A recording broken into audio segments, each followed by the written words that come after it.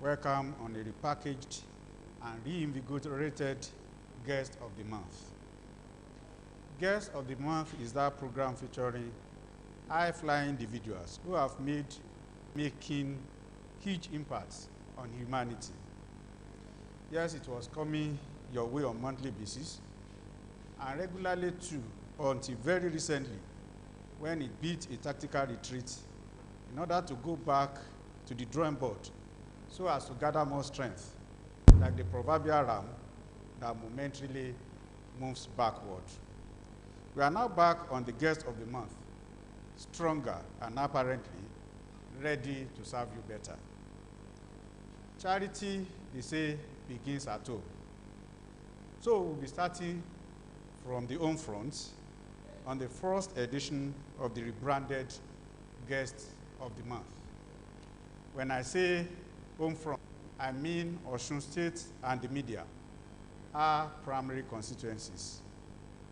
Our guest on this edition of the program is the son of a clergyman who took to media administration as a profession and rose to the peak there before venturing into politics as a vocation.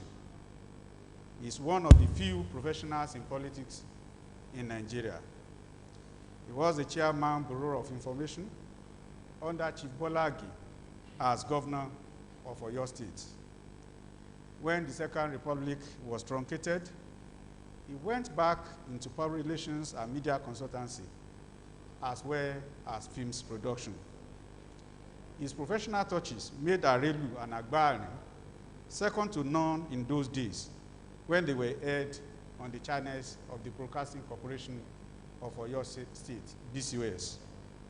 Our guest was the national coordinator of the People's Solidarity Party, PSP, which came first among the 13 political parties refused registration by General Ibrahim Badamasi Babangida. He was also a national leader of the Social Democratic Party, SDP, of IBB era, and the United Nigeria Congress Party, UNCP, of the Abacha era.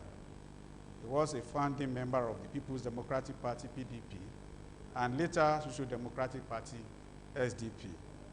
He was for 11 years the chairman of board of OSBC conglomerate. He was Nigeria's ambassador to Philippines. Our guest is the Ashiwaju of Ora Igbomina, His Excellency Ambassador Dr. Yemi Farounbi.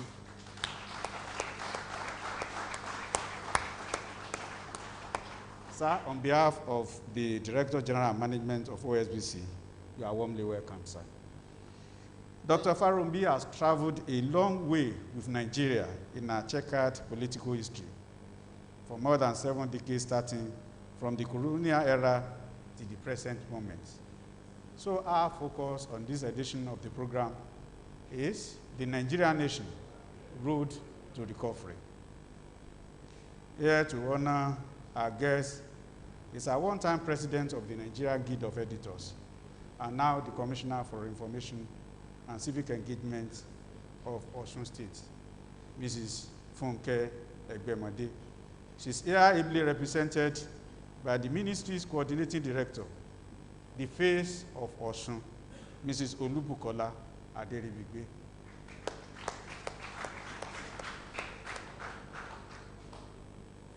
We have in the house past chief executives who have come to honor our guests.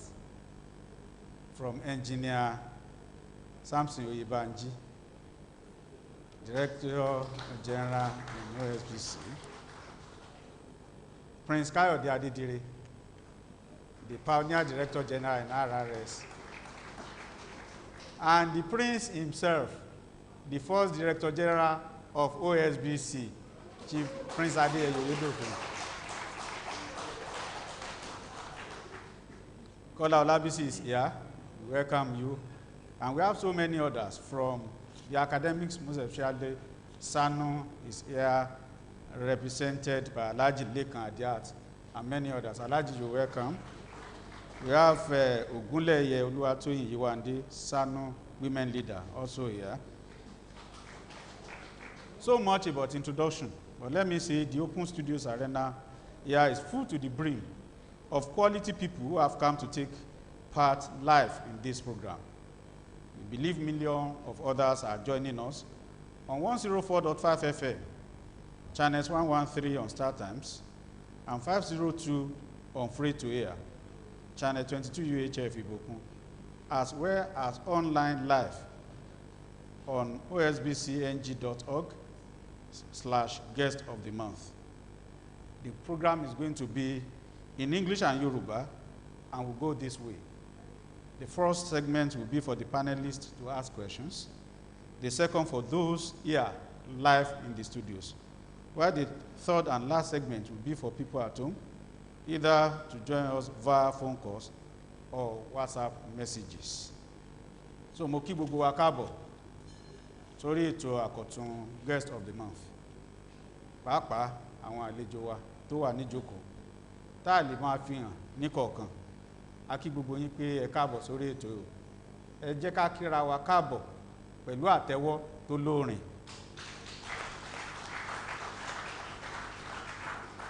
Now straight to the panelists. Facing me directly the other side is the Director News and Current Affairs, Radio Service of OSBC, Abimbola Babatunde. Welcome on the program. Thank you very much. Next to her is the Manager News and Current Affairs of Unique FM, Elisha, Mr. Dele Ajayi. Dele. Thank you for having me. You're welcome. And finally, we have the State Correspondent of Daily Trust, Hamid Oyebade. Hamid, you're welcome. Thank you. Thank you. Now, my own job is the simplest, moderating the program. We'll go straight to business. Sir, you look at Nigeria in the next few months, will be 61 years old as an independent nation. But down the memory lane, the story of Nigeria has been like that of the proverbial bird when you talk about the economy or the politics of this country. Neither respite for the bird, nor peace for the rope. And a lot of people will want to blame this on the military. The military has done that, the military has done this. 22 years down the lane, we've had democratic rule. Rather than things getting better, a lot of people will say they are getting worse. So you look at the witch, rather than things improving for her, she keeps out, churning out female children. Where precisely did we miss the link? And now, it has taken us so long to miss the link, we will be able to identify where we missed it. Thank you so much. It's a pleasure being here, and it's a pleasure seeing so many people, my good friends, my good brothers, my good sisters, all those who have made the brand called Yemi Farounbi. You made me to be what I have been. Thank you so much. I appreciate it. Now, let me come to what you said. Nigeria is not where it should be, but Nigeria has indeed moved forward. It is not that Nigeria has not moved forward at all. It is just that perhaps we have not moved at the pace we should have moved. And there are many reasons for this. Some say it's the military, some say it's the colonial era, some say, well, you've been there for 21 years, you ought to have been able to effect changes. Why it is easy to blame the military? It's simply that if they didn't come in January 1966, nobody will be talking about restructuring. Nobody will be talking about true federalism. Because in the history of Nigeria from 1914 to now, the only constitution that was made by a civilian regime was the 1963 constitution. the 1940, the 1922, the 1941, the 1946, the 1951, the 1954, the 1960 were under the colonial administration. And there were things that they imposed on the Constitution. The 1979, the 1989, which we didn't exactly use, and the 1999 had been made under the military. The only one that was made by the civilian for we, the people of Nigeria, was in 1963. But when the military came in 1966, they threw it overboard. And by decree number 31 of 1966, Ironsis abolished the concept of federalism in this country. He said instead of region, we will have a group of provinces. He unified the public service. He unified the teaching service. So we started a journey that was sure to fail. Any theorist in political science will tell you that where you have multi-ethnic nations, multi-religious, like we have in Nigeria, the only thing you can have is a federation. In which there will be the center and there will be the federative unit. In which the center and the federative unit will be counterbalanced. So the military came and created that problem. Of course, by decree number 18 of 1967, Gowon created 12 states, 6 in the north, 6 in the south, and vested in each state the powers of the region. That would have been the best for us. But General Murtala Muhammad came, altered the balance, and created 21 states. 11 in the north, 10 in the south. An imbalance that has been perpetuated today, 19 in the north, 17 in the south. Not only that, when he constituted the CDC, the Constitutional Drafting Committee, under Rotimi Williams, he told them, no debate, presidential system. So we, the people of Nigeria, never voluntarily accepted presidential system. He said it was a no-go area.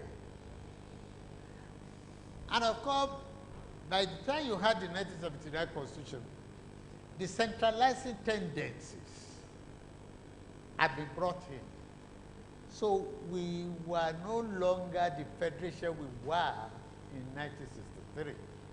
And by the time we have the 1999 Constitution, because General Abdul Salam was in a hurry to go out, he didn't have a conference, he didn't have a constitutional conference, he had a Nikki Toby 27-man arrangement.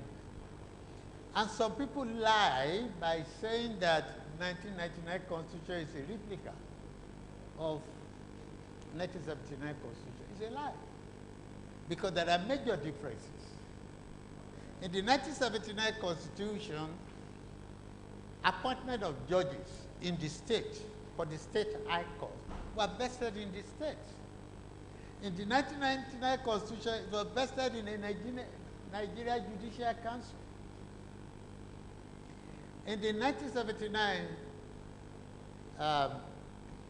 Constitution,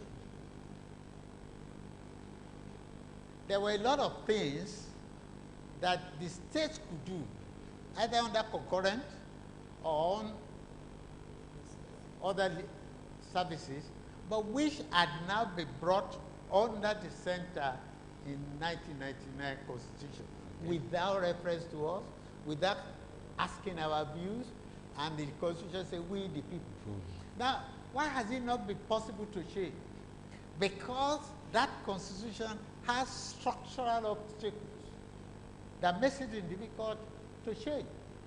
Let me give you an example. A schedule of that Constitution lists all the local government by each state. Now let me give you a story. In 1967, there was a North Central that was eventually called Kano State. They had 20 local governments. And there was a Lagos State that had 20 local governments. Subsequent military administration created a Jigawa State out of the Kano State and gave it 38 and gave the remaining Kano 44. When you add all of that, that is 82. But Lagos is still 20. And because it is a schedule in the Constitution, it has become impossible to change it. Okay. So don't blame those who are not able to make changes. Okay. It is the structural error that have been built in the Constitution that makes it difficult for them. Thank you, sir. Thank you, sir. Abimbola Babatunde. Thank you very much, Aki. I want to welcome once again our third and incompatible. Thank you, First Lady. Yes, sir. Thank you very much, sir. You're welcome, sir. And you spoke earlier on the Constitution, the 1999 Constitution of the Federal Republic of Nigeria.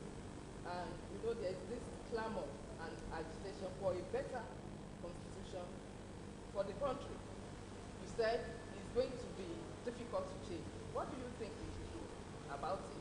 Should we just amend it, or should we just go for jettison it and go for a brand new constitution for the country in view of the so many lacunae that you have identified some of them now?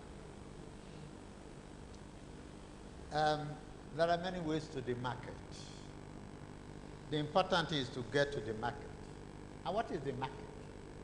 A better Nigeria for all of us. A Nigeria that gives us hope. A Nigeria that allows us to actualize our dreams. A Nigeria that takes care of all of us. That takes care of our security of lives, security of property. A Nigeria where the young man with intellect can rise to the top. That is the market. So how do we get to the market? Is it writing a new constitution? Is it bringing back a 1963 constitution? Of course, you can't bring back a 1963 constitution because there are other things that had happened. 1963 constitution had 4 years. We have 36 states. We have to discuss and agree what will be our federative unit. Is it zones or is it the states? Another of them is possible. You can have the 36 states as the federative unit and vest in them the powers that the regions used to have. And I don't think it's difficult if we have a National Assembly that recognizes its responsibility to the people. All this debate, we cannot write a new constitution, is all a lie. When Obasanjo became president, the first thing he did, he was to add the 3 political parties, the AD, the APP, and PDP, to set up a committee to look at the 1999 constitution and to bring a new constitution, which they did.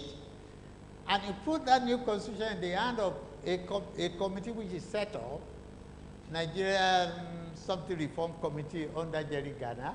And Jerry Ghana went all around the country getting people's view, and they got a draft constitution. And then there was a compact. This draft constitution was given to the compact. What killed it? One clause that nobody agreed to, but that Jerry Ghana smuggled into it. The clause for a 3rd time. And rather than vote in the National Assembly to remove that clause, they rejected the old constitution. So when the Deputy Senate President said they cannot write a new constitution, I said, the first National Assembly, what were they doing? They wrote a new constitution. The truth is that we are not honest. The truth is that we don't love Nigeria. The truth is that we are not committed to Nigeria. If we all are committed to being a better Nigeria, there's nothing we cannot do.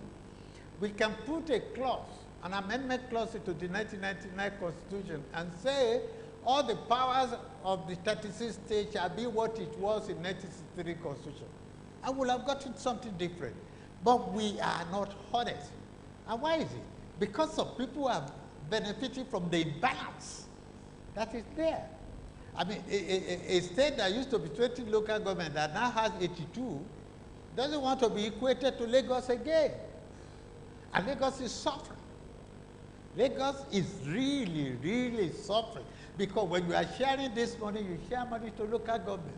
Lagos will get less than Jigawa. It will get less than Kano. And you imagine the amount of demand, pressure that you have on Lagos. For us to move forward, those who are benefiting from the iniquities of today must realize that something will happen, something will snap, something will break, and they cannot continue to get it forever. It is best for all of us to now say, we want justice, we want equity. If the National Assembly accepts that, they will do what is best for the people.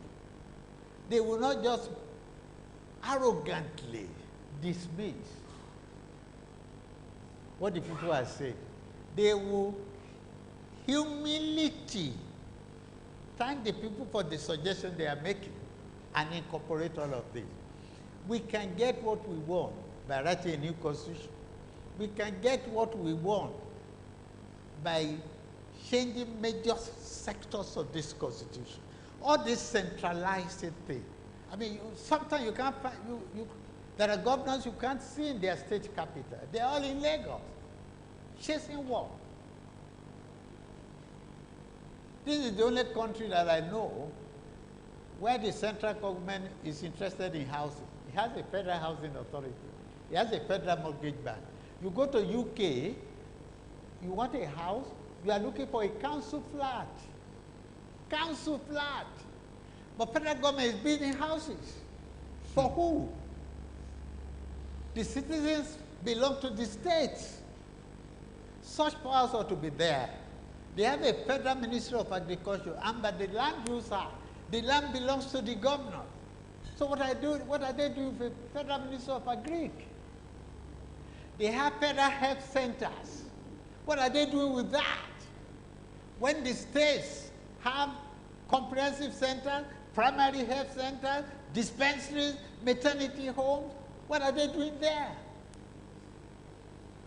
They have primary schools under federal government, unity schools under federal government. What are they doing there?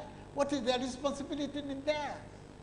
So they have aggregated functions that are best left to local government and states. And more importantly, they have aggregated resources. The federal government controls 53% of the resources of this country. Why? The 36 states have 26%. There's no state that gets 1%, not one, none. And the 774 local governments are left with 24%. Why should that be so? The resources have to be realigned, the functions have to be realigned. In the Abacha Constitution, which perhaps is much better than the 1999 Constitution, was the Abacha Constitution that brought the concept of 6 zones. The Abacha Constitution said clearly that the federal government had invaded into the territories of the states, things that the state should do. When I was born, I knew that there was a local government police here. I saw it. There was any police in the north. I saw it. I'm not 100 years old. I saw it. Now they say we cannot have. You cannot even have Amoteco. You cannot arm it. And they are unable to provide for your security.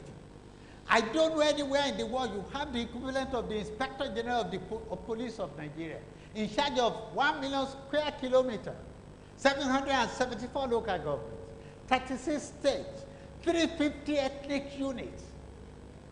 How can they do that? The America where we take the presidential system, they have police at the local, they have at the state, they have the National Guard, they have the FBI at the center. And they say we cannot have that. They say that the commissioner of police who cannot speak my language must come and guarantee my security. Or the man who does not know the nooks and corners of Ife must come and be there. It is wrong, manifestly wrong. And these are things that, as human beings who love this country, and I'm very passionate about this country. Why? This country shows my birthday. And I was happy when they chose it. But now I'm not happy. I don't want to share birthday with Nigeria. Because there's nothing exciting about Nigeria. Okay. And, you know, a lot of you don't know what it is to be a big country. I was an ambassador of this great country in Philippines. There were 95 ambassadors. By the time you take England, France, US, Germany, and Russia, it is me. Because of the size. 205 million people. The largest economy in Africa. 450 billion US dollars. The most articulate, the most dynamic set of people. This is what we are. Awesome. But we have representatives that are not representing us. They are not doing what we want. They don't love us. They don't love this country. Serious.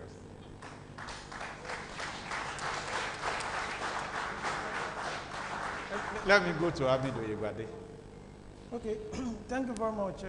Doctor, as beautiful as Nigeria appears to even those of us that are young, particularly even from what you've just told us now, well, because many people are fed up of the imbalance and inequity in this country. So, the agitation for Biafra and Yoruba nation. At this point, as lovely as Nigeria is, with your passion with which you speak now about Nigeria, what's your thoughts about this agitation for Biafra and Yoruba nation? I'll tell you this. There's no Nigerian without having a Yoruba or an Igbo, an Epic or an Angas or Ijo. We were not consulted before Nigeria was inflicted on us. In 1914, we were not consulted. We were just told we have become Nigerians. My grandfather knew himself as a Yoruba man. He didn't know himself as a Nigerian. But they inflicted on him that you are now a Nigerian without consulting him. And without making arrangements that will allow for each group to develop at its own pace, using its own resources, without inhibiting the others. Now we're beginning to talk about Biafra and Oduduwa. It's the Oduduwa that anybody must take seriously. Because in the history of Nigeria, the Yorubas have never asked for secession. In 1954, the northern members of the House of Representatives walked out and said they wanted a secession. In 1967, when Muritala staged his coup, the very bloody coup, he called it Taraba, which is secession.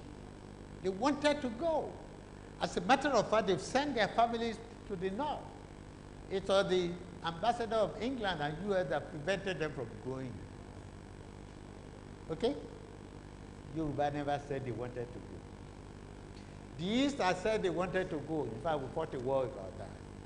So, the most accommodating, and I give that to Jonathan, he said it a few days ago, that the only group of people that have been able to manage differences, religious, ethnic, have been the Yorubas.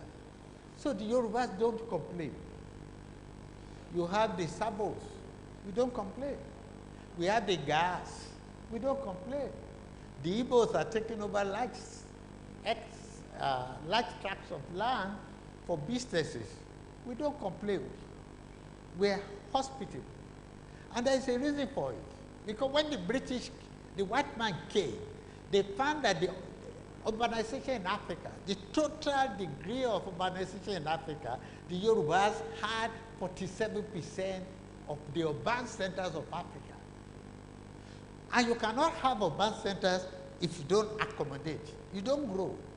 You have to differentiate in industry, in business, in trading.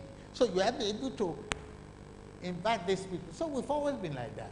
So when these people who are never complained against start complaining, then any reasonable government ought to say, wait a minute, the Yorubas never complained. Why are they complaining? And you know why they are complaining? Very, very simple. Security. I am very sure that if the security of land and property are not deteriorated to what it has become, if people are not just walking into their farms to destroy a year's labor, not only that, to rape their wives and their children. Let me tell you something. Kiriji war started because there was a rape. The Ajele that came from Arelatosa got to Kimesi and raped the wife of Farounbi, and that was what led to the 100 years war of Kiriji. So you must realize that these people, there are things they don't take. They will not take it from you for you to come and rape their wife and rape their daughters and things and destroy their farms, and you have no apology. Then you begin to talk of a grazing route. I happen to have studied some subjects that exposed me to cattle industry. The greatest cattle industries in the US, in the prairies, in the center part of it. They are not reared, they are ranched. You create ranches for them. You plant grasses for them. When Awolowo introduced the cattle ranch in Pachola, he created a ranch. He broke it into 4. He planted grasses. So if you weed the grasses here this year, you move here second year and third year and fourth year. That's the intelligent thing to do. But for somebody who is looking backwards rather than looking forward, you're looking for grazing routes. That's what drove the Yorubas to asking for Oduduwa Republic. And I say this. You can have an Oduduwa Republic that won't be different from Nigeria. Take Nigeria, see it as a computer. What do you have in a computer? You have the hard disk, the hardware. You have the software. Then you have the operator. Those are the 3 important people. If the hardware is wrong, and that is the Constitution, you are not going to get anything out of it. If your software has viruses, and we have viruses in our software, we had the most expensive presidential system in the whole world. There was a time in Bayelsa they had 109 senior special assistants to the governor. Doing what? We have the most expensive, and we have to look at it. We have virus in our system. Is it compulsory that we must have full-time legislature? Legislators that do not talk, do not move motions. We only see them on camera, gisting, gossiping, not making moves, not representing. You know what the Congress people are in US? You are there to defend your constituency. Members of your constituency will come to you. Only 2 days ago, a brother of mine called me from US. He had an application for citizenship, and it was not moving. He called his congressman, and the congressman took it out. And they arranged an interview for him. Can you call any congressman here? Are they available? Do they understand you? Do you know them? You better for them without even knowing them. Which is the problem. So we have a virus in the system. And then we have operators that are no good. And when the operator is no good, no matter how good the computer is, you're going to get garbage in, garbage out. And that's what I call the political recruitment. What kind of people become councillors? What kind of people become council chairman? President Seun Shagari was an inspector, supervisory councillor of education in Sokoto local government. It was from there he became president. Chief Olabisi Onabanjo was the council chairman of Ijebu-Ode local government. It's from there he became governor. Do you have that caliber of people as council chairman? Okay. Do you have the caliber of Attorney General as ministers and commissioners? Recall the cabinet of Awolowo, Rotimi Williams, Law, Akin, Deco, Agri. It becomes so eminent that the Food and Agri Organization of the United Nations put him there as their Director General. You have Akin Adeyi, retired school principal. Ochutoku, retired school principal. And they have to do this in part-time. You teach in the day, as Parliament will not start until after 3. But now we do full-time. 109 senators, 440-something House of Rep. They all have PAs, SAs, all of them. And PAs of PAs. Okay, Dele Ajayi. Your Excellency, you have painted Nigeria as a sick nation, as a very sick nation. Faced an agonizingly embarrassing situation. But some people will blame politicians who move from one political party to the other. It shows that in Nigeria, we don't have political parties with clear-cut ideologies. ABC is the same with PDP, with SDP, with Labour Party. All these things you have enumerated. If a political party with a very strong ideology like that of UPA could come to power and change things, but politicians in Nigeria today will move from party A to party B and tomorrow to party C. And the political parties are peopled, are filled by the same set of people. Okay. No ideology. Okay, the question. How would you react to if people criticize you, especially you were in PDP, you moved to SDP, now I think in APC. I'm not in APC. Okay. Fine. And I hope our guest will take not too long a time to answer that question. It's loaded. Because we're breaking by 12. What will your reaction be if people criticize politicians who move from one political party to the other? Let him attend to it. Let me say this to you. It is not unusual for politicians to move from party. There was a time that the Labour Party broke down in UK and they created the Labour Democratic, Lib Dem. They did. Go and read it. Go and read the history of the political parties.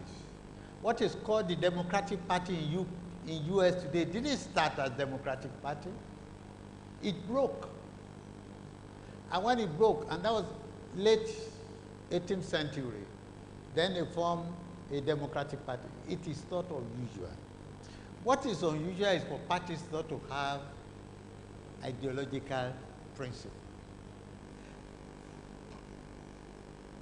You said APC, PDP, all of them, they are two sides of the same coin, the same bad coin. None of them has ideology. I say it, when we formed the PDP, I was the leader of the 6th group that formed the PDP. We had commitment to two things. One, that there would be power change and we would restructure Nigeria. In 16 years, we didn't do that. Okay? The APC came, an amalgam, a dustbin collection of all kinds of people, and they call themselves APC. They say they are progressive. Is there any progressive party in Nigeria? None. There might be progressive individuals. Okay? And they can be found in any of the parties. So they came. They also promised restructuring. But the president says he doesn't know what is restructuring. His party has it in his constitution. His party set up an El-Rufai group committee to look at restructuring, and he says he doesn't know it. He says those who are talking about it are dumped. Who is dumped? It means his party is dumped to have put it in their constitution and to have set up an eminent committee headed by one of the most intelligent people I've ever met, I met El-Rufai when he was DG of BP, and I was chairman of Daily Time. Absolutely intelligent. You set up that committee. Then you say you don't understand. So what you can be talking about, and it's the fault of Nigeria. And I tell you, very soon they will ask you to go and take a voter's card. Oh, go and get your PVC. Even this, all your stations will do the campaign. But that's not the important thing. The important thing is for human beings to go into those parties.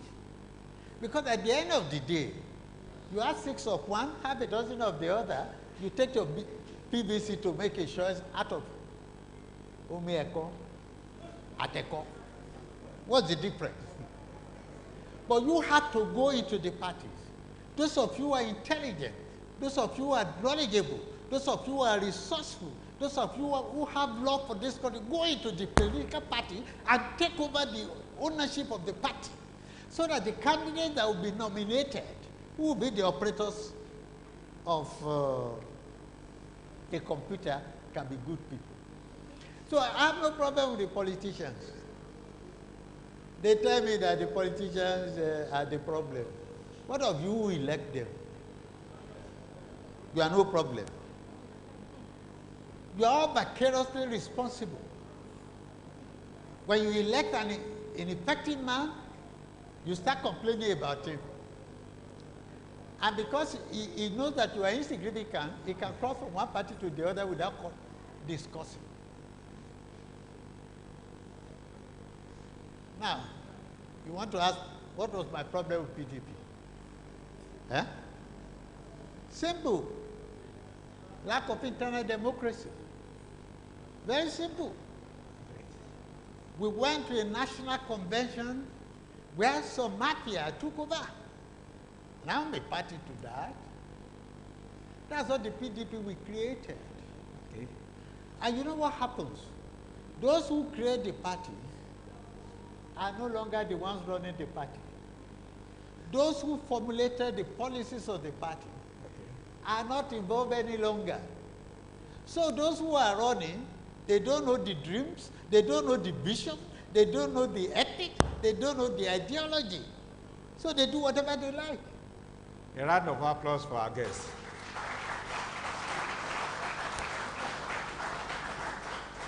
We'll be taking a break of 3-4 minutes at this point, just to give highlights of events as far as news is concerned on the dot of 12 noon, and thereafter we'll come back and the session will continue.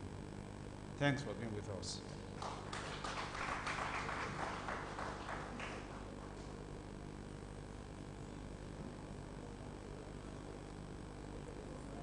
This one, Guest of the month on our various channels is concerned.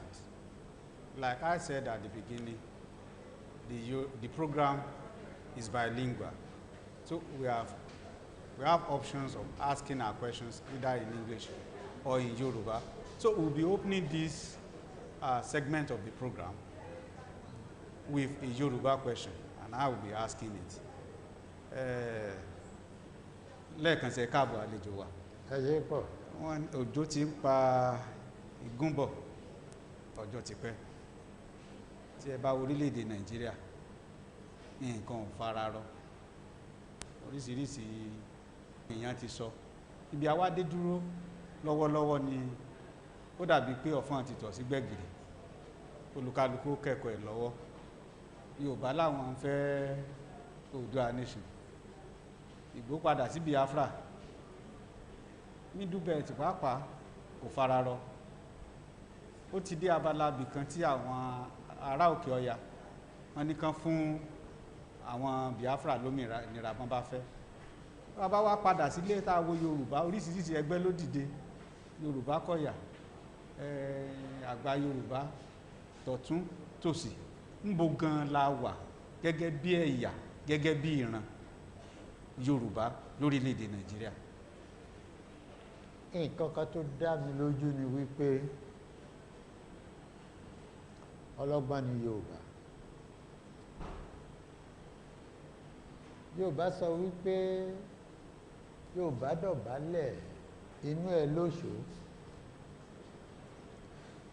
Ẹni tó bá dọ̀bálẹ̀ ẹ rò pé ọwọ́ yín ti ka ni, ṣùgbọ́n inú ẹ lóṣù. Ọgbọ́n ó ti pọ̀ jù. Ògúndé sọ ó ní ọgbọ́n tó gbé wọn délé ọlá. Ṣé ẹ rí ẹni tó bá rò pé ijọ́ kan máa ṣẹlẹ̀ tí gbogbo Yorùbá máa sùn tó máa kọrí síbì kan, ó ń tanra ẹ̀ jẹ. Tó pé Yorùbá lajú.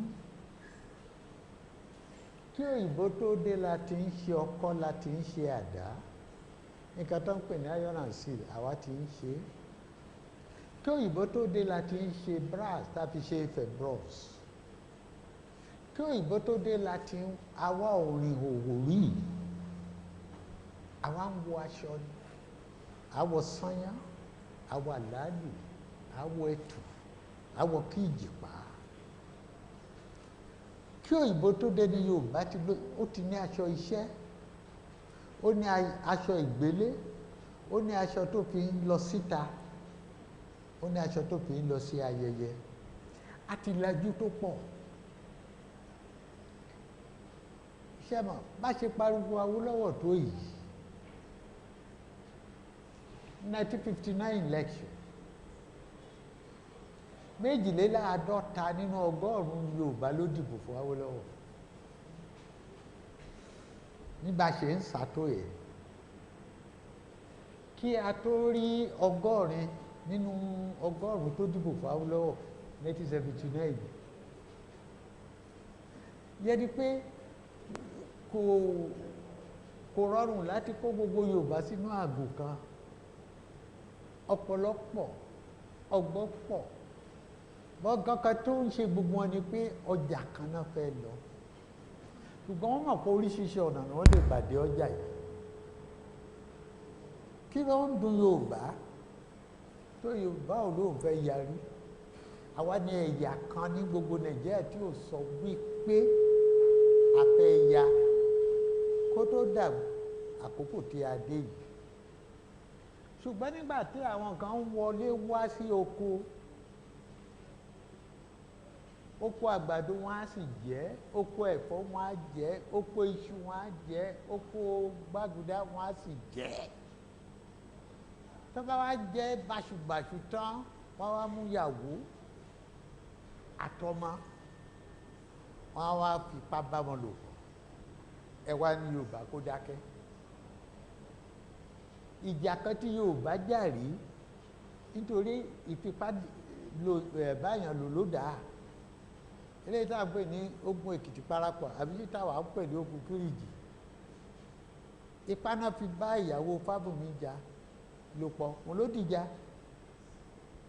Nítorí náà ṣe rí ẹ lè rí 100 ẹgbẹ́ ní Yorùbá, ẹyẹ ọ̀kọ̀ọ̀kẹ́ ni wọ́n ń wá ayé ìrọ̀rùn fún Yorùbá.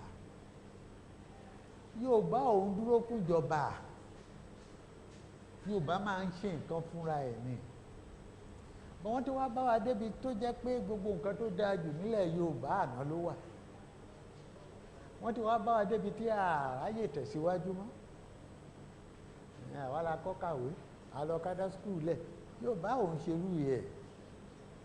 Yorùbá máa wọ́n gbà wípé àtẹ́lẹwọ́ ẹni kì í tan ní jẹ. Ẹ má retí pé Yorùbá máa wà ní ẹgbẹ́ kan, kò pọ́síbù. Ṣùgbọ́n ọjà kan yẹ ni wọ́n fẹ́ ná. Kí sì lọ́jà yẹ? Ìdẹ̀rùn fún Yorùbá, ìlọsíwájú fún Yorùbá, ìdàgbàsókè sí Yorùbá, ààbò tó nípọn fún Yorùbá, kí oníkálùkù sì lè ṣe nǹkan tó fẹ́ ṣe. Tí bá fẹ́ fowó mi kọ́lé kí lè fowó mi kọ́lé. Tí bá fẹ́ fowó mi máa ṣe ẹ̀kọ́ ọ̀fẹ́ kí lè fi ṣe. Tí bá ní mo fẹ́ dá Àmọ̀tẹ́kùn lẹ̀ kẹ́nìkan máa sọ fún mi pé mi lè dá lẹ̀. Tí bá ní àgbọ̀kọ̀ ò lè wọnú oko ọba tiwa kó máa sọ fún mi pé kò ṣeé ṣe. Nígbà tó jẹ́ pé òfin Nàìjíríà gan fún mi láàyè gẹ́gẹ́ bí gómìnà pé mi mo ní gbogbo ilẹ̀ tó wà ní ìpínlẹ̀ mi, kẹ́tù máa sọ pé mi ò lè ṣe nǹkan kan. Tí ò bá sì yẹ Yorùbá ò ní sọ̀rọ̀. Yorùbá òun ní ẹni kankan lára ṣùgbọ́n kì í fẹ́ ká ní òun lára. Yorùbá ò sí níbi tán ti yán àyàn jẹ rí ṣùgbọ́n kò fẹ́ ká yàn òun jẹ. Ìjọ tí wọ́n bá mọ eléyìí wọ́n á rí ìfọwọ́sowọ́pọ̀ Yorùbá, wọ́n á kàn rí pé wọ́n rẹ́rìn-ín ni. Bọ̀ lọ́wọ́ tó wà yìí a gbọ́dọ̀ wò dáradára náà torí Yorùbá náà wọ́n lè díẹ̀ o. Èkìtì Ìjẹ̀ṣà yàtọ̀ sí Ọ̀bọ̀lọ́ àti Ọ̀yọ́. Ọ̀yọ́ yàtọ̀ sí Òwu àti Ẹ̀gbá. Ṣé àwọn ìgbésẹ̀ bá ṣe Awólọ́wọ̀ tó kó gbogbo àjọ ṣèkan rí o. Bàtà Aláàfin gan ní agbára tó ń ṣe empire Ọ̀yọ́. Kò dé apá kan lẹ́kìtì o, kò dé Ìjẹ̀bú o, kò dé Ẹ̀gbá o, kò dé Òwu o. Torí náà bàbá ṣe ń ṣe yìí gbogbo àwọn náà tó ń tẹ̀ tó ń kàn máa jókòó sí ibi. Kí ni ìyàtọ̀ nínú pa sọ pé ẹ ṣe constitution 1999 ẹ pè wá sí, ẹ̀yin náà ya flag ẹ pè wá sí, ẹ jókòó ẹ ya constitution ẹ pè wá sí, ẹ ya currency ẹ pè wá sí. Ṣé àwa náà tún lẹ́nu ni? Ṣé àwa máa lé ẹnìkan tó ń tẹ̀ wá bá bó ṣe wù ú kẹ́yìn náà tó wá máa tẹ̀ wá ni? Kódà ká toko ẹrú dóko ògbèkùn, Ọlọ́run ó gbà wá. Àmín o. A tẹ̀síwájú nínú ètò yìí. Àwọn tí ó béèrè ẹ láǹfààní láti béèrè lédè èèbó tàbí Yorùbá. Tó bá ṣe díẹ̀ sí a fi ẹ̀rọ tí àwọn èèyàn fi lè fi ìbéèrè wọn ṣọwọ́ sí wa. Fi béèrè ṣọwọ́ sí wa ni ẹ má pè wá lórí ẹ̀rọ WhatsApp. Nọ́mbà tẹ́ lè fi ìbéèrè yín ṣọwọ́ sí 08033 787973. Lẹ́ẹ̀kan sí 08033 787973. Ẹ kọ orúkọ yín sísàlẹ̀ àti ibi tí ẹ ti ń fi ìbéèrè ṣọwọ́ sí wa. Now to Abímbọ́lá Babátúndé.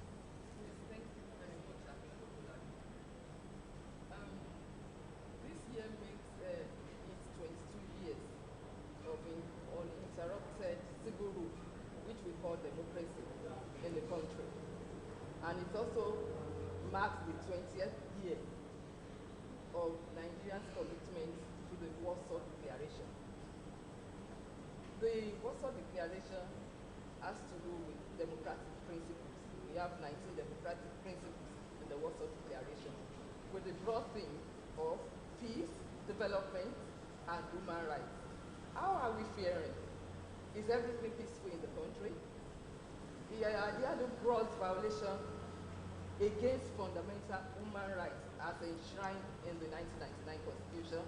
In addition to that, we are approaching another round of democratic experience in the country. 2023 is just around the corner, and the INEC has announced July next year for the governorship election in the state. What do you think is going to happen there?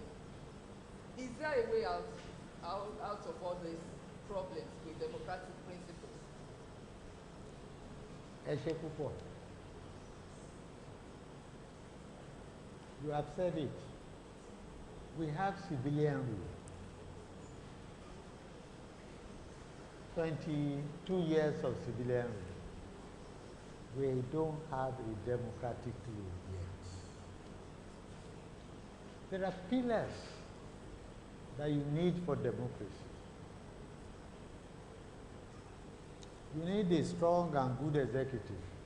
We already have an over-strong executive that is not necessarily responsive,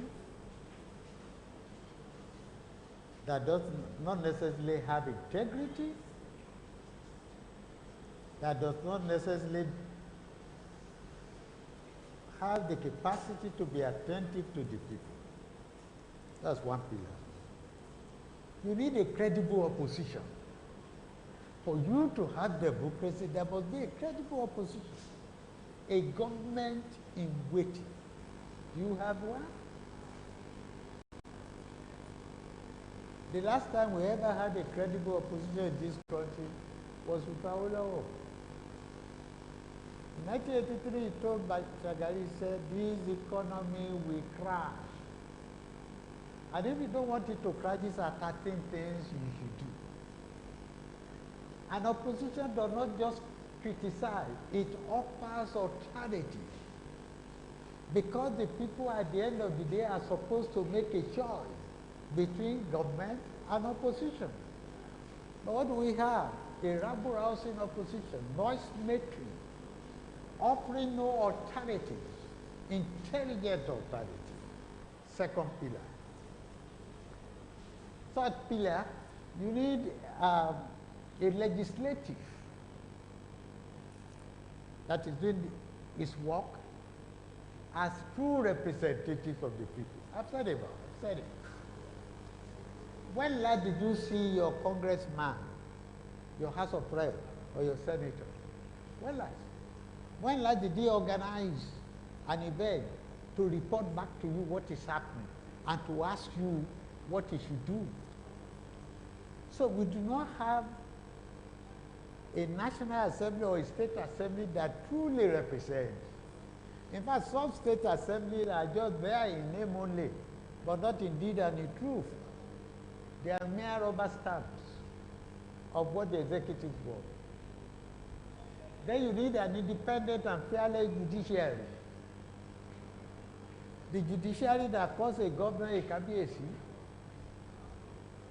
is that fearless? Do you have the Justice Kayode Esho caliber? Do you have the Charles Okuta caliber? Who are the people you put in the judiciary? We saw how many billions of dollars and euros they found in their account. And some of us work in civil service, we got to the top. They didn't get to the top, but they have millions of dollars and euros. And I don't even have millions of naira. So you start wondering, independent. The one pillar that I know we have is press. You need a fearless press that is credible, that is impartial. In totality, we have that. We have the best press in Africa. There's no doubt about that. Yeah, you may say this press, this particular organization is partial. But when you take the totality together, you find a pro-this, you find a middle of the road. So we have that. Then you need the masses themselves. They are an ingredient of democracy. They are the ones who are supposed to vote and elect the people. Do they know the people they are voting for? Do they make reasoned and intelligent choices? They don't. In fact, by the time you give them a ballot paper that is almost like an exercise book, they cannot make a choice. You know, we still talk about June 12 as being the freest and the fairest election. Why? Because there were only two parties. There can be no problem. You saw the horse is green. You saw the eagle is white. You can make your choice, intelligent and reasoned choice. But the last election, you had 89 parties, some of which you don't know. So you don't even know the candidates. You are just making a gamble. So the populace that is supposed to be the sovereign power, because in a democracy, the power resides in the people. The people themselves, they are selling their votes for 2,000 and 3,000. Why? Because they know if they don't take that 3,000, they are not going to see the man again until another 4 years. So all they get for being democratic for 4 years is the 2,000 they said they are votes for. So these are issues. So we are civilians, but we have not progressed in the art of democratization. In a democratic system, there are moments the opposition party will salute the government for taking the right decision. But you never find it in this country. You see everything from the narrow partisan lens of party loyalty. Recently in Britain, the Prime Minister called his Secretary of Health as brainless. And 2 days ago, the Secretary of Health was on air to talk about their program on COVID. Then somebody phoned in and said, I shouldn't listen to you. Your boss says you are brainless. So why should I listen to you? He said, he couldn't amend that because the chances that I have more brain than him. But let us talk about what we are here for. That is the way it is. You are a governor, you cannot be assessed by your commissioners. You cannot be approached. You are a minister, you can't see your president in 1 year. There are ministers who had never seen that president one-on-one since they were appointed. You send ambassadors out who have no mandate. They go there and do what they think is best. Not because the president who appointed them had thought it out. What is the assignment you have to do for me? So we are far from democracy. Okay. We'll get there. Amen. Amen to everybody. Your Excellency, I'd like to ask a question that will probably have 3 legs. So let me start with the first one, sir. There is this thought by youth that those of you elders put us in this mess we find ourselves in Nigeria at the moment. And that was one of the reasons why that prompted the last NSAS protest. I'd like you to react to that. And also, there's this feeling that our president is no longer the same person that Nigerians put there, that one Jubril has been cloned and put in the presidency. I want to hear you on that, Your Excellency. And also, this problem of Twitter and the social media. As a media person, sir, I'd like you to look at the trend with which social media is going. Is it good for this country, and how best can Nigerian government manage the social media? Thank you. He has packed so many things together. Yes, I will answer the second question first. Anybody who says there is one Jibril is a liar. There is no Jibril. You have Muhammad Buhari. He has not changed from what he was when he was a captain, when he was a lieutenant, and joined in the July 1966 coup, the revenge coup. He has not changed. He has not changed from being what he was when he was military head of state. Decree number 2, decree number 4. He has not changed. He has not changed from what he was when he was the chairman of the PTF, and he loaded all the PTF projects in the north. He has not changed. He has not changed when he told the World Bank, don't put projects in the south, put them in the north. He has not changed. There's no Jibril anywhere. The man you voted for is the man you are seeing.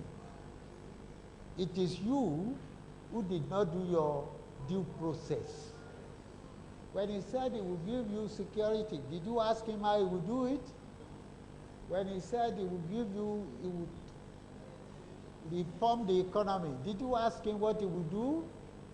When he said he would fight corruption, did you ask him how he would do it? So it's not at fault. You are so much in hate against PDP for 16 years of wait, you say. You are so much in hate of Jonathan that you wanted him out, that you didn't do your job, you press people. All of you, human rights organizations, pro-democrats, all of you loaded together and railroaded Nigeria into voting for Buhari, you said he was a newborn again. He hasn't changed. Listen to him on Arise. Listen to him. I remember he's still the same man that sent troops to go and disrupt Awolowo's house. He's still the same man that prevented Awolowo from going for medical treatment. Something that led to the early death of that man. He's still the same man. He has not changed. So if anybody tells you that, don't listen to Kanu's propaganda. It's falsehood. He's the same man. Okay, so the other legs of the question. The second one, we talked about Twitter and all of that. Let us be fair to ourselves. I'm here on a public mass media. If I break the rules of journalism, somebody will sanction you. They ask you to go and pay. There are rules. You are trained for the job that you are doing. All of you. You went to school, you are trained. You acquire experience, you acquire expertise. You know what is called fairness, what is balance, what is equity, what is justice. You know what is impartiality, you know what is objectivity. You know it, you learned it. And we'll expect you to do it in the public media. Then you have this media that anybody becomes a journalist. Anybody sits in his home and he generates a story. And I have no way of a redress. He can say, I am a rogue, and I can't take him to court. If you say I'm a rogue, I'll take you to court, legitimately, because you are obliged to work under certain rules. It is a problem the worldwide. The only thing is that, you know, Nigeria will do their own to extreme. Social media had created a problem for public media. As far back as about 10 years ago, London Times, Guardian had problems. And they had to go online. And they found they were making more money online than hard copies. There's nothing wrong with it. Okay. I thought the simple thing is just to say social media shall be covered by the same rules that govern the mass media. So you will not label people. You will not just wake up and generate stories. You won't take an incident in Sudan and say it has happened in Ikire. You won't take an incident during the genocide in Rwanda and say it has happened in Sokoto. People are taking freedom and are converted into license. There's a difference between freedom and license. Yes, sir. As to why government is doing what they are doing, I've told you the man had not shown decree number 2, decree number 4. So you're going to have a new decree number 4. And that is what governs his reaction to Twitter. Twitter removed Trump. In fact, all of them now, all of the social media blocked Trump. Today, because of that blocked Twitter. We can't be behaving like North Korea now, or China. China, you can't even read your email there. That's not the example of what we want. If they didn't have this social media, they wouldn't drive away Jonathan. They're not afraid of being driven away by the same method they used to drive away Jonathan. Okay, sir. But power is transient. Okay. Then what was your first question? Answers, quickly. Maybe answers. Did You mean a minute or two? They say we are the before one. we go to Yes. Let me tell you, those youths, they're very good, intelligent. Because I became a GM at 33, so I was a youth. But I worked hard to get there. It wasn't donated to me. It wasn't allocated to the youth. Yemi Farounbi worked and got it. Awolowo became the leader of government business at 41. He formed a party he formed the Egwemu Dudu at 37. Okay. And he had other men there, and they called him leader because of superiority of ideas. Okay. What I want to tell the youth, you have no problem with our generation. We fought our own battle. And some of you cannot fight the kind of battle we fought. But you have a different battle to fight. And it's easy for you. You are 60% of the population. So the youth should fight their own battle? They can fight it very easily. Okay. They have the number, they have the brain, they have the dynamism, they have the resourcefulness. All they don't have is togetherness. Macron is what age? He's president of France. Okay, okay. I think if that is a challenge. If you decide that they're going to have a youth as president of this country, 60%, they will get it. We appreciate you, sir. We'll go to the audience for questions. We'll be coming back to Dele. Okay. Dele, he has asked part of your questions, but don't worry, I will give you the opportunity. So who out there is asking questions? We take 3 in the first instance. Okay, I could see Oga, Prince Adiye Yodoku. Kola Olabisi is representing the chairman, and already we have one outside there who will be asking thereafter. The 2 will take their turns. Quickly, Sheyi. Thank you. My name is Oluwaseyi Adeniyi, publisher, Docpet Info News. Thank you, sir. You agree with me, sir, that the media has been the greatest defender of the poor in Nigeria, even in the difficult days of the military. Sir, I want to ask you, what is your assessment of the media's role in the crisis currently bedeviling the country? Thank you, sir. Thank you. Straight to the point. Well, I've said it, we have the best media in Africa. That is the truth. We have the most vibrant media. Yes, individual organizations can have their slant and so on. But when you take it all together, I think the media is still doing fine.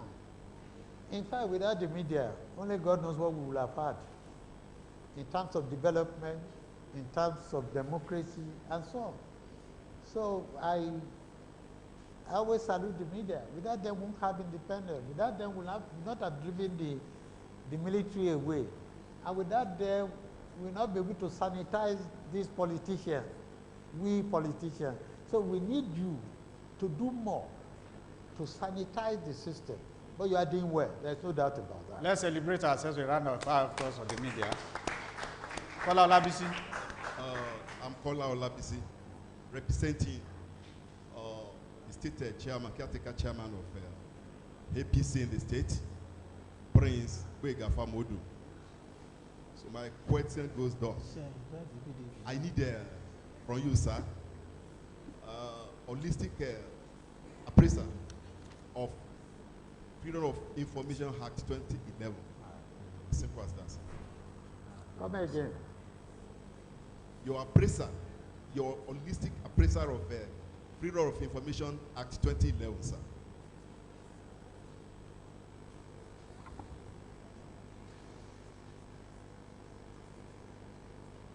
I'm Adeyeye Oyedo.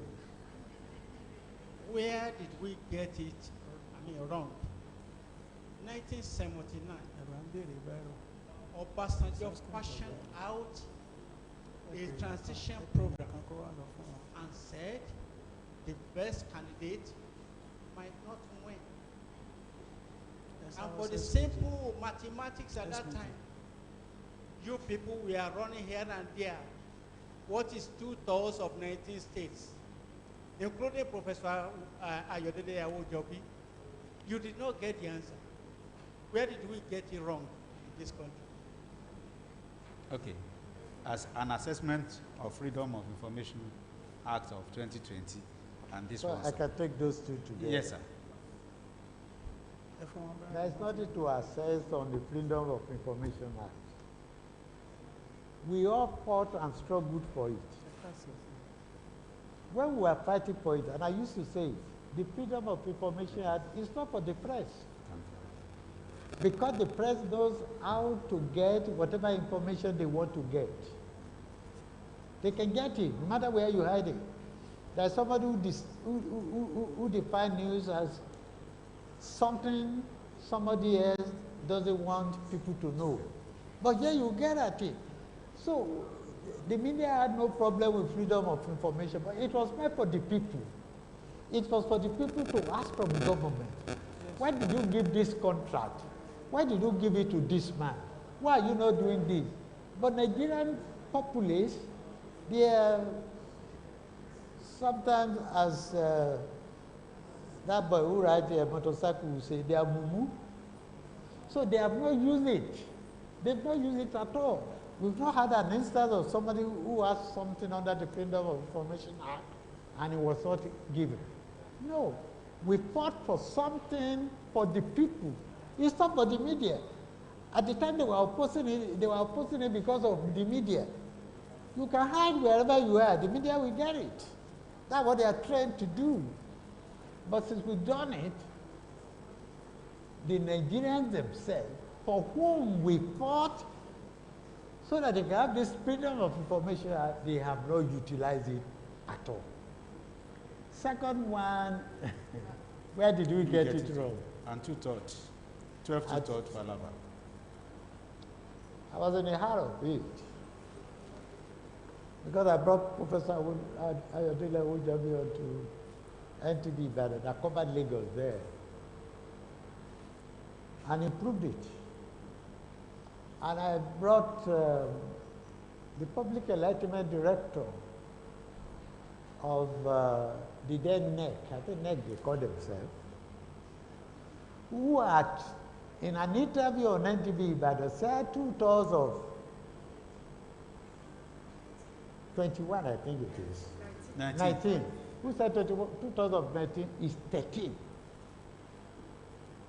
But of course, politics played into it.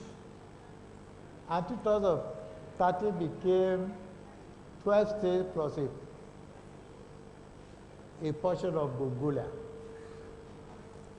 And we're very unhappy because we thought that should have been a rerun. But I just thought they were foolish. Because even if there had been a rerun, Azikwe would have done what he did. So you people thought that with a rerun, the Progressive Party Alliance will support Awolowo and it will win. Because then NPA had 7 states and the PPA states had 12. But Azikwe would have played the game that he played. So it is an assumption that if there had been a rerun, they would have voted Awolowo. I'm not sure that Azikwe would have supported Awolowo in a rerun. That is the blood proof. But that wasn't where we got it wrong. Because under that 79 Constitution, and I worked with Bola Ige, if we went to Lagos, it wasn't because we wanted to see federal government. It was because we were looking for something that had to do with the state. The powers were still not this much concentrated. Now you have to run to Abuja. You want water resources. You have to go to Ministry of Water Resources. Eh? Now they even want to take the waterways. What is the business with waterways? What is the business with water resources? It wasn't like that then. We didn't have a National Economic Council that compulsively brought the governors to come and sit with the vice president. I mean, the governors were elected. It is an insult to bring them into a National Economic Council that is superintended by a vice president. In America, the governors meet twice in a year. They are called the Governors Association. They meet twice in a year, just like an association. And in the early one they do in February, they will invite the president to the dinner. That's the only time they meet the president. But here, there's a council of state, all of them must meet the president. There's a national economic council, all of them must meet the president. They cannot preside on their own economy, they cannot preside on their own agriculture. It doesn't matter which party is controlling a state. What we have now is more handicapping than what we had in '79. I mean, we're so free that B.C. Onabanjo said we should have a confederation. He even said it. Nobody bothered about it. Okay. Nobody, because of that, shot the station. Okay. Nobody shot a TSOS. Okay. Nobody shot an OGTV. Eh? Nobody asked us to come and pay $500,000 or $5 million. Nobody. Now that is the order of the day. We have so many people sending messages, WhatsApp messages. We've heard from Oyo, Mutiat Lawa. She's asking how more women can be involved in politics. More women can be involved in politics. You have Oyedina Oyebode from Ikirun asking what will become the fate of LCDs if local governments are made autonomous in Nigeria. We have one Alaba Fatu PLA from Ido-Ekiti asking politicians and political office holders fade Nigeria. Do they? Haven't politicians and political office holders fade Nigeria? Questions. Let me just run through those three. Okay. The women say we should allocate positions to them.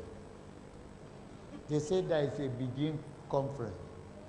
But I've always told women in the political party that have had a say.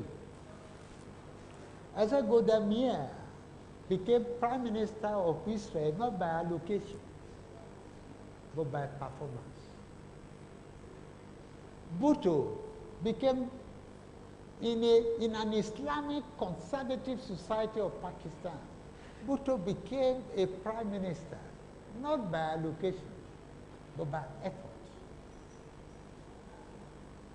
Margaret Thatcher, Theresa May became Prime Ministers in UK by political performance and hard work.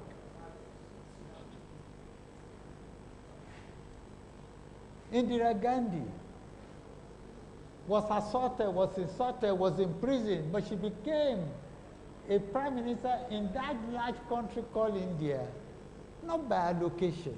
Okay. Women should go into politics and work and perform. They shouldn't allow the men to turn them into dancers during campaign. Okay. You have the brains, you have the intellect, you are the mothers of the youth, combine with the youth and take over Nigeria. Okay.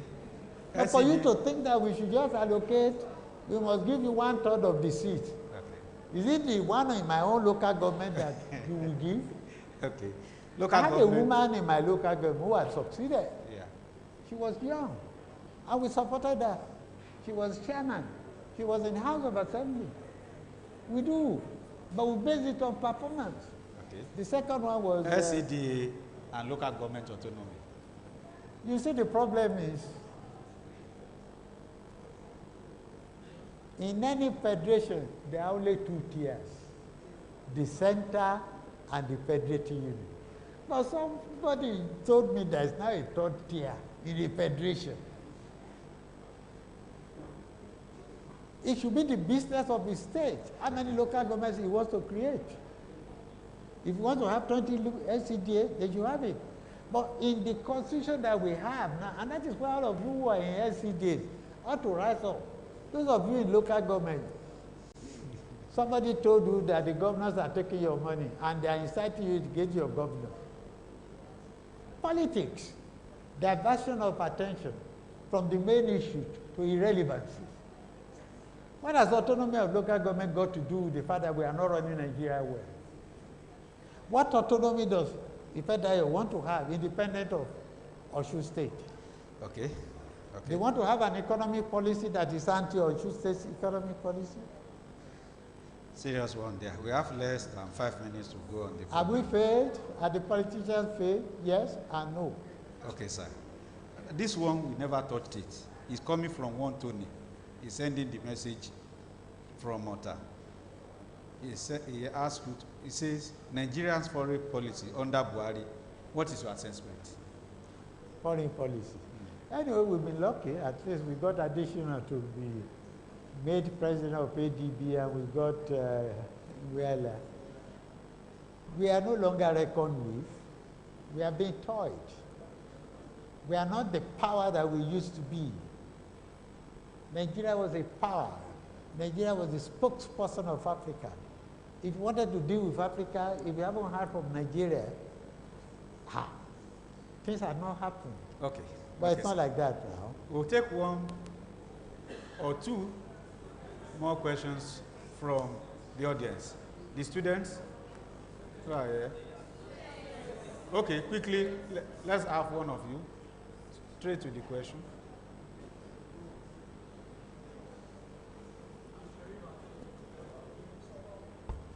I'm Sharif Atoyebi from Fountain University, Department of Mass Communication. Sir, my question is, in the present situation of this country, sir, what is in your own opinion a way forward out of the mess we find ourselves in this country? Okay. That's my first question, sir. Just one, please. Please. Thank you, sir. And the microphone over to Sake, please. My name is Kayo Piadejiri. Now, sir, at the point of his exit in 2015, President Jonathan told the president, Buhari, that he's handing over to him a united Nigeria. Is this statement not weighty enough to haunt any president when it comes to agitation for self-actualization? Okay, we can attend to the questions. You can go ahead, sir. Jonathan said, for you to get the Nigeria of our dreams, go back to 2014, National Conference. And he's right.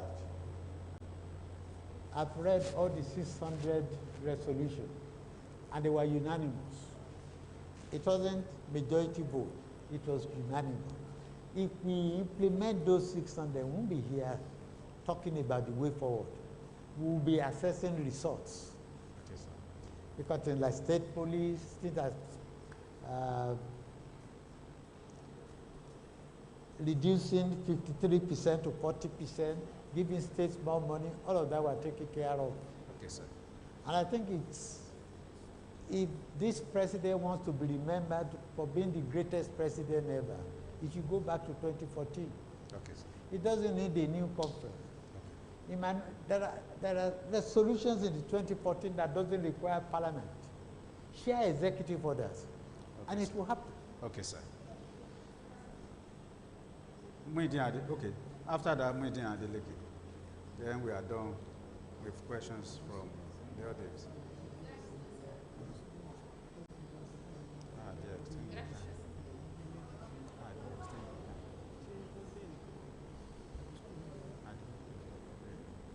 Good afternoon, sir.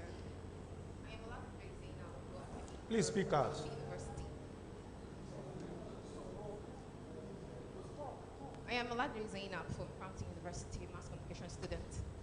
Well, sir, my question is, what do you think are the possible solutions to the problems of insecurity in Nigeria? Okay. Well, Insecurity problems in Nigeria. yes, and I think that is the greatest problem. Security problem in Nigeria, easy to solve. You have to change the security architecture. Allow local government to have their own police, allow states to have their own police. If there is a problem in a state and the chief security officer of the state says he cannot give directives to the commissioner of police, can you blame him?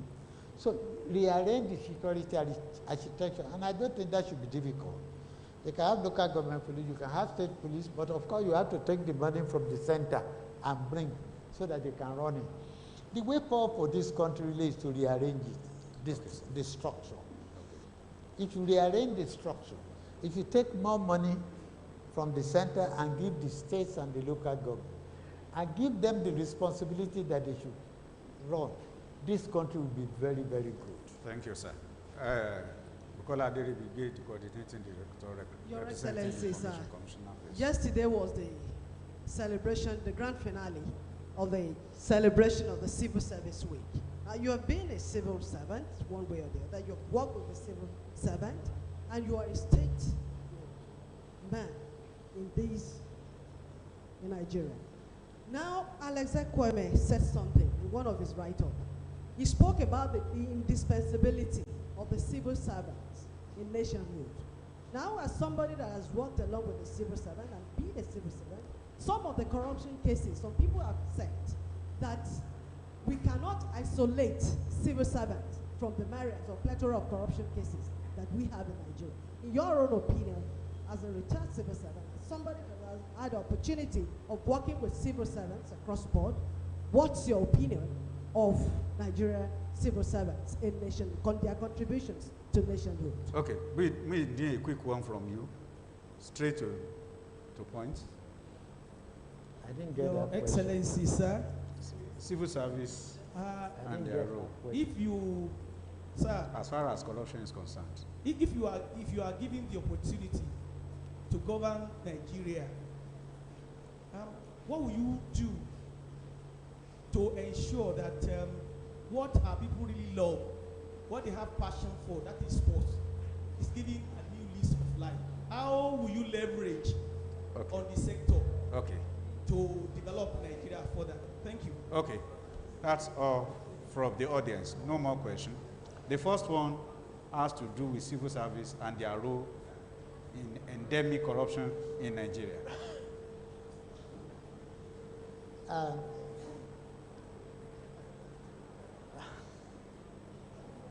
I've always laughed when people say they want to tackle corruption and they think that the people they should attack are the politicians. But I have learned that you cannot have a corrupt politician unless you have a corrupt bureaucracy. If you don't have a corrupt bureaucracy, you are not likely to have a corrupt politician. Because there's no way the corrupt politician can go and carry your money and put it in pocket. So it's the bureaucracy that will tell him, do it this way, do it this way. And when they tell the politician to do it this way to get his own, they add their own. And this is not new.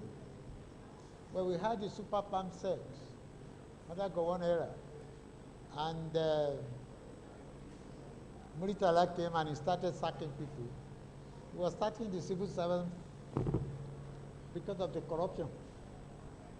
Even of late, we had a pension man. You saw how so much money he had? We have the NIHS person. You see how so much money he has? So, you see, but I think we also added to it. The day the civil servants found that their job were no longer permanent, that was the day they started stealing money. The beauty of civil service is that you work until you retire. And by the time you retire, they will have given you a housing loan that you pay 1% on. They will have given you cars. I mean, when Dr. Manua was retired, he didn't have a place to go to. He died because of that. So the day the civil servant now found that if they don't care, hey, Peter Mba wojo waju, tó bá jáde níbi iṣẹ́, ìyà á jẹ wọ́n. Salary ò dẹ̀ ṣe nígbà tí mò ń ṣiṣẹ́ níjọba, nígbà tí mò ń ṣe general manager, mò ń gba 12,000 naira, mò ń gba 1,000 naira lóṣù. Ṣùgbọ́n 12,000 naira yẹn tí bá kójọ lọ́dún kan, ó ra káà tuntun, ó ra Passat 6,400, ó ra 504 8,300, 12,000 yẹn ra 505. Tí bá wá 3,000 kan, ó ra brand new Mercedes. Kí ni mo fẹ́ jíwó fún? Ṣùgbọ́n gbà tí bá jẹ́ GM àbí DG, tó owó yẹn gan ò ra táyà tuntun mẹ́rin, owó tó ń gbọ́ ra táyà tuntun mẹ́rin. The permanent secretary is no longer permanent. So, gbọ́dọ̀ bẹ̀ sí wá dọ́gbọ́n sí àwa la fà á. Okay, sir. To the sportsman, what will you do to the sports sector if you become There are president things of that it? we ought to do to change the face of this country. Sports, entertainment, music and entertainment, film industry, and tourism. If you tackle that, you'll be shocked. This country will change. We'll get more money, and we'll get more people who will be gainfully engaged. We appreciate you, sir. Dele, quick one. Your Excellency. Quick one, very quick one. On Monday, the federal government announced the approval of another set of universities. And it came when there are complaints, criticism that Nigerian youths are not employed. You are creating universities without creating employment for people. Okay. Isn't it unthoughtful, absurd to create universities where the products will okay. not find job to do? Your logic is wrong. I would rather have educated unemployed people. Rather have uneducated unemployed people. I was ambassador in Philippines. They have 1,800 degree awarding institutions. We don't have 500 in Nigeria yet. We have a population of 205. They have a population of 105. 1,800. I would rather have these people educated, even if they can't find jobs. The only thing is that you have to change their curriculum. They should create jobs. They should not be looking for jobs. Forget about it. Government cannot create jobs. But there are jobs that government can create. The government in Nigeria, we are short of 21 million houses as I speak. 21 million houses. So ask each state to go and build half a million houses. Today, you won't have bricklayer, you won't have carpenter, you won't have sand seller. They will all be busy. It's easy to create jobs for such people. It's not that easy to create jobs for educated people. But I think that we ought to tackle all of these things. When BC Akade was governor, and we were building the fence here, in this place, and he was also building the fence in the secretariat, you could not get bricklayer in the whole town. Everybody was engaged. So, when in 1942, America was in this situation, what did Roosevelt do? He went to create the housing on Appalachian Mountains, and he started the Tennessee Valley Authority. So a lot of people can work, manual people. But for me, we don't have enough universities. We don't. Okay.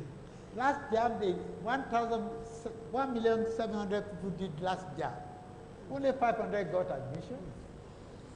What happens to the remaining 1,200,000? They go to Benin Republic. They go to Ghana. You know how much Nigerian students are spending in Ghana? In 2011, Nigerian students in Ghana University, were paying 27.1 billion naira to Ghana economy. So why don't you have the universities here? So more universities should come. That is what our guest this month of June 2021 is saying. Sir, we appreciate your being here. Thank you so much. You've been a round of applause, please. You've been as frank as much as possible. Ordinarily, we should be calling it an end at this point. But we could see people are still itching to ask questions. A lot of messages have come from far and near. I've listed them out. It was by providence that I could give Dede the opportunity of asking that last question and see the kind of response we've had. We want to crave your indulgence for maybe another 20-25 minutes, if you grant us. I'm at home. Please, I feel so honored to be here. Please, let's appreciate him. So for those of you who still have questions, we'll take a few more from you. Then we'll read the messages we have here before rounding up.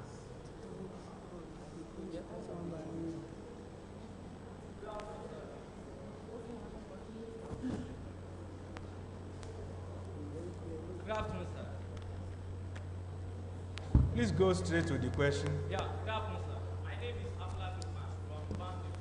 Please, my question is concerning the constitutional review that they did some weeks ago. Sir, concerning that, we have some of our leaders that are saying we don't need any constitutional review, that we should just go back to the 1960 constitution. Sir, what's your stand on that? Yeah. And also, on this one that we did. Just a question, please. Just a question. And the microphone. So what's your stand on it, sir? You see, those who say they don't want constitutional review, they want 1963 constitution. You will still have to review that constitution too, because it has 4 regions. We now have 36 states. We have parliamentary system. We have presidential system. So you will still have to update the 63 constitution with the realities of today. So there is no way you will not do a review. There is no perfect constitution that we can take today and start doing it. No. There will still have to be a review. Thank you, sir. Good afternoon, sir. I am Omar Godfrey from Fountain University. I am the Department of Political Science. And my question goes thus. Sir, you made a statement about the youth owning 60% of Nigeria's population. And then the other 40% should be the government and then the elderly ones. So my question is, the power that belongs to the 40%, the army belongs to the 40%, the Nigerian funds belong to that 40%, the Nigerian financial whatsoever belongs to that 40%. And we, the youth, we are upcoming, we are struggling to be something, we are struggling to be part of politics. And then for you to be nominated in APC, you pay 45.5 million naira just for that nomination form. Where do I get it from? Okay. Okay. Sir, straight to the question. So my question is, the 60%, we tried at Lekki Tollgate, we were all brutally murdered. We had no one to fight for us. We had no armor tank, no guns to shoot back. The question, please. So the question is, do you think just having 60% and intelligence would be the solution to participate in politics at Nigerian State? Good afternoon, sir. My name is Jima Abdubasit, Department of Mathematical and Computer Science, Fountain University. My question is about the insecurities in Nigeria. Who are we to blame? Is it the federal government, the state government, or the local government? We students in Nigeria, we are no more secure. We can hear of Kebbi State, Ogun State. For Sheikh Gumi to be telling us we have to negotiate with bandits before we can eradicate insecurities in Nigeria. What is your opinion about it? Okay. What do you have to do in Nigeria to end insecurities in Nigeria? Okay. That is my question. Thank you. Please let the guests attend to the first two questions. The first question was on 60% youth. How do we get them involved? And the fact that in terms of taking part in politics, politics is commercialized now. To have fun, you pay millions of naira.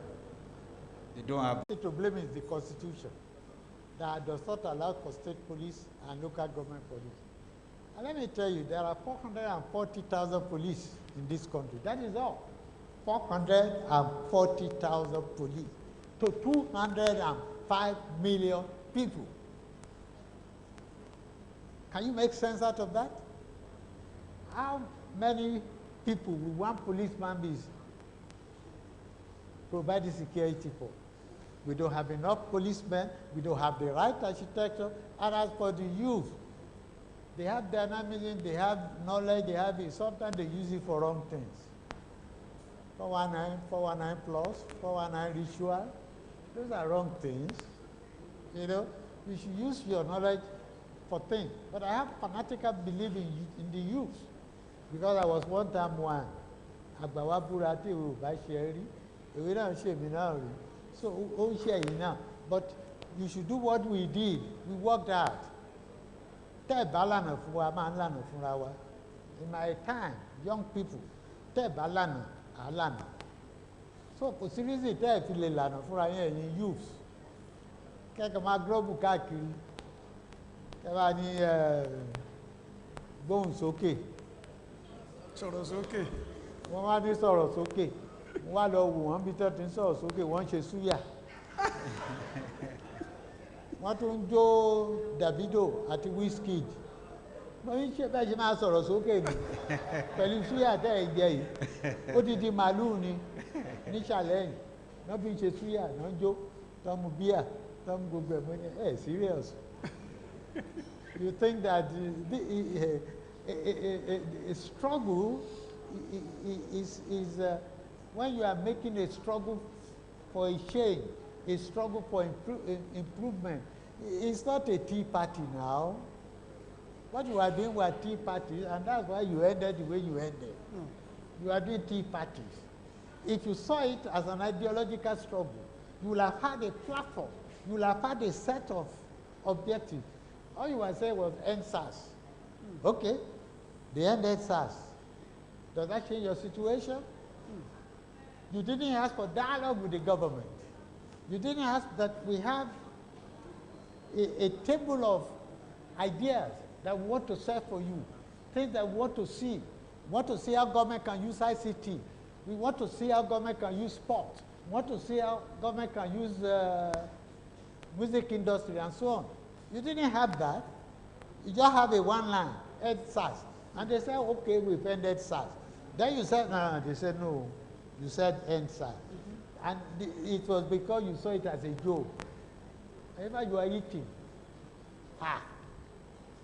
when Dr. Falashe was fighting against federal government to abrogate the Nigeria-British Defense Pact in 1962, they were not eating. They were walking the streets in Tafawa Balewa Square, swearing. When you were saving Nigeria, those who did the saving Nigeria work are the ones now oppressing us. They walk in the street, but you were dancing. You were having tea parties. You have to reorientate, challenge yourself, take hold of your knowledge, take hold of dynamism, be very resourceful, then work together, and you will find that you can change this country very easily. We take just those two questions, and we are done with the audience. Adeni Muslim Ayomide from Please speak out. My name is Adeni Muslim Ayomide from Fountain University, Sociology Department. Yeah, my question is, do you think that ethnic relations, communal living, and more party system in Nigeria is part of the reason for misunity in the country? Okay. My name is Umar Mohammed. I'm from Fountain University, Mass Communication Department. My question is, towards forming a political party or change the doctrine of the already existing political party, do you think any other political party can substitute PDP and APC? If then, how? Maybe you take this along. The two questions are similar. Okay. Someone has asked a question also from Ibadan. Tola Abdullah. It's also on political parties. And he is asking, are the political parties in Nigeria today uniting Nigeria or disuniting Nigeria? The lady asked whether political parties, the way we have them now, whether another one can succeed APC or PDP. Let me just tell you one thing. We said the best and freest election is June 12th, and we had only 2 parties. Why don't we go and have free and fair election as that 2012 and have only 2 parties? But then they will say that is not democracy. We are not allowing for pluralism of ideas. Those who tell you that, they want to create many parties. When you create many parties, minorities sometimes win. I'll give you an example. In Oyo State, second term of Ajimobi, he had only 34% of the votes. PDP had 30. Labour had 31. So if those two had voted together, Ajimabi won't be. So you can be the winner and still be a minority.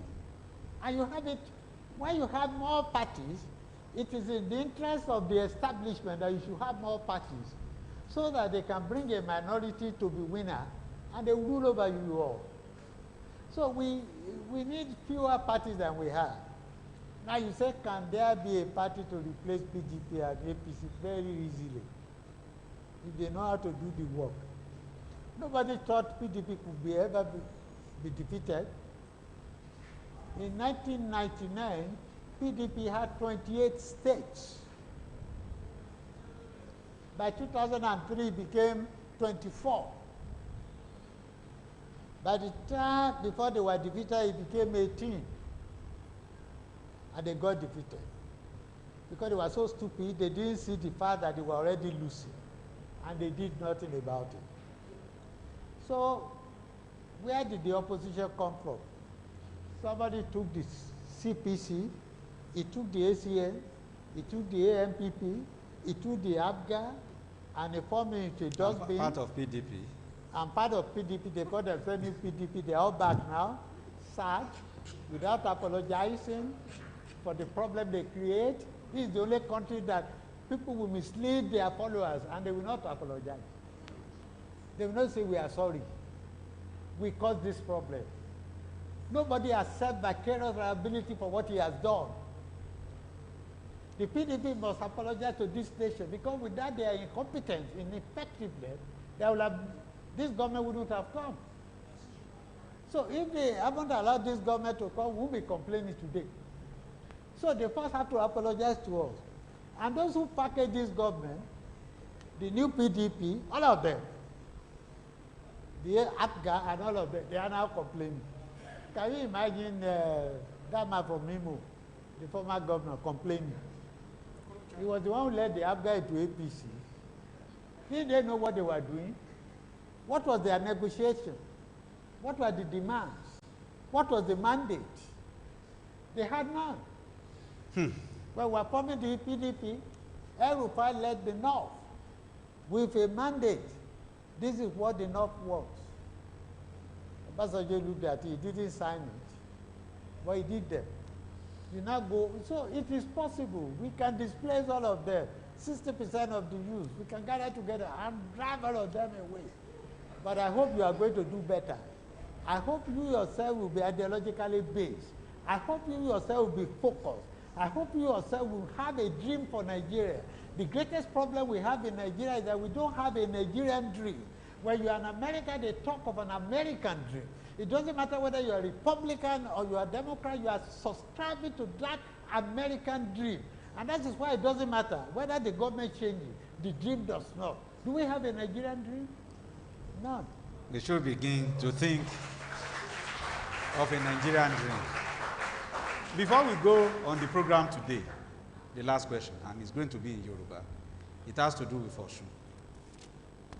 Nígbà tí ó bá di ọjọ́ kẹtàdínlọ́gbọ̀n oṣù kẹjọ ọdún yìí, ìpínlẹ̀ Ọ̀ṣun ó ti pé 30 ọdún tí wọ́n ti dá sílẹ̀. Bẹ́ẹ̀ni. Tá a bá bojú ẹ̀yìn, tá a wo bí a ti ń bọ̀, tá a wo bí a dé, ṣá lè rí oúnjẹ ibi tá a ń lọ nípa ìdàgbàsókè ìpínlẹ̀ Ọ̀ṣun. Ṣé rí, ṣé bí Òṣogbo ṣe rí nì? Tí ò bá sí ìpínlẹ̀ Ọ̀ṣun, ṣé bí Òṣogbo ṣe máa dà ní? Ṣé bí Ìwó ṣe rí ń gbà yẹn nì? Tí ò bá sí ìpínlẹ̀ Ọ̀ṣun, Ìwó, Ifẹ̀, Ìkìrun, Ìlá, wọn ò ní níyàtọ̀. Ó ṣeé ṣe ká má débi tá a rò pé ó yẹ ká dé, ṣùgbọ́n a ti rìn síwájú. Ṣé rí bàtà fẹ́ dá ìpínlẹ̀ yìí sílẹ̀? Àdéhùn wa ni wípé a ní kó gbogbo nǹkan s'Òṣogbo, pé gbogbo zone kọ̀ọ̀kan nígbà yẹn housing corporation wà ní Ifẹ̀, ibẹ̀ lẹ̀ ń gbé nígbà tẹ́ kọ́kọ́ dé ẹ̀yìn OSBC, agric wà ní Ìlá, mechanization wà ní Ìkìrun, Iléṣà, bóyá wọ́tàkọ̀ má ṣe pè nìyẹn. nítorí pé àfẹ́ kó jogbo nìkan ló máa dàgbàsókè èmi sì rò pé a ti try o bó tilẹ̀ jẹ́ wípé owó lè ti máa já wa ní jàmọ́ bí wàá lè ṣe ń sọ ṣùgbọ́n a ti try èyí sábà ní University of Ọ̀ṣun sábà ní state tiwa sábà ní teaching hospital sábà ní state tiwa ẹ wo bí ìṣe dànù àwọn transmitter ìbùkún nìkan lè bá ní tẹ̀bá máa pariwo nǹkan tá à ń sọ ń bàdàn ṣùgbọ́n ẹni OSBC ẹni reality ẹni Orísun ẹni gbogbo ẹ̀ ṣé ẹ̀ bá ṣe ẹ̀pùn àwọn secretariat yẹ ṣàbá nìyẹn ṣàbá ní government house a ti lọ síwájú a lè má tí ì débi tó yẹ ká dé ọ̀nà wa náà ti ń dá sí náà èmi rò pé gẹ́gẹ́ bí Ọ̀ṣun a ní nǹkan tá a lè fi sọ wípé ó yẹ ká kàn sára síra wa ìdí ẹ̀ nìyẹn náà tí mo fi ń sọ gbogbo àwọn tó ń sákàkì restructuring new constitution kò likely káwọn tó ní state fẹ́ fi state wọn lẹ̀ o torí wọ́n ti rí díẹ̀díẹ̀ wọ́n ti rí yípadà díẹ̀ tàbí CD nìyẹn wọ́n represent commissioner ẹyọkan ní ìbáwá ń bàdàn ń báyìí ń sìn àti ní mẹ́fà àwọn èèyàn wọ́n ti ń rí ààyè láti mí gbogbo nǹkan tẹ́ bá fẹ́ ṣe ẹ gbọ́dọ̀ máa fi sí consideration pé kò ní easy kẹ́kọ̀ọ́ déédéé kẹ́ni nǹkan tá a fẹ́ ṣe yìí o a fẹ́ restructure ni o kò ní sí Ọ̀ṣun state mọ́ o aṣòro díẹ̀ o fẹ́ máa sọ pé Èkìtì ni wọn ò ní state àwọn Èkìtì tó sọ fún mi pé wọn ò lè padà sí Ìbàdàn wọn lọ hànràn náà máa ń pè wọn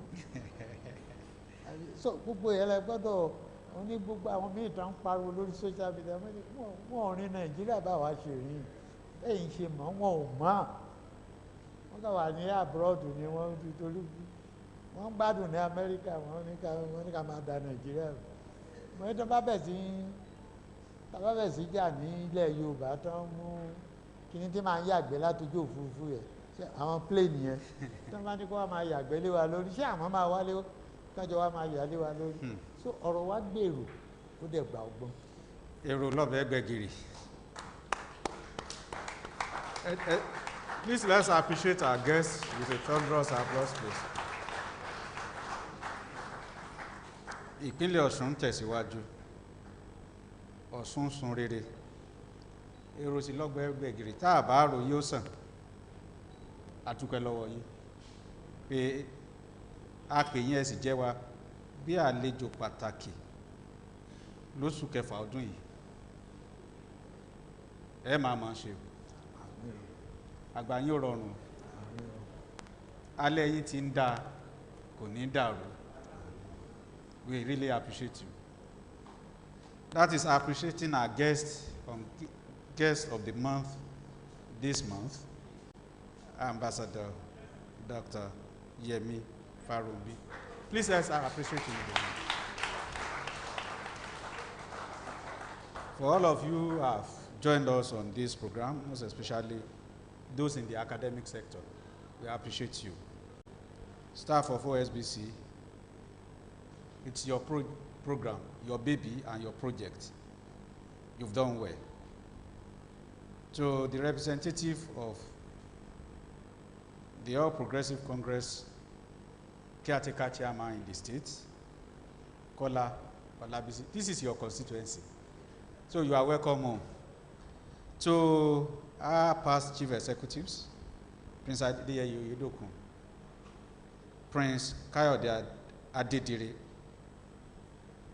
Engineer Samson Oyebamiji, and of course, Baba Adituede, Kunle Adeyemo. We appreciate you all. Let's appreciate them, please. The management and staff of OSBC, ably led by the Director General, who out of passion made it a point of duty to resuscitate this program.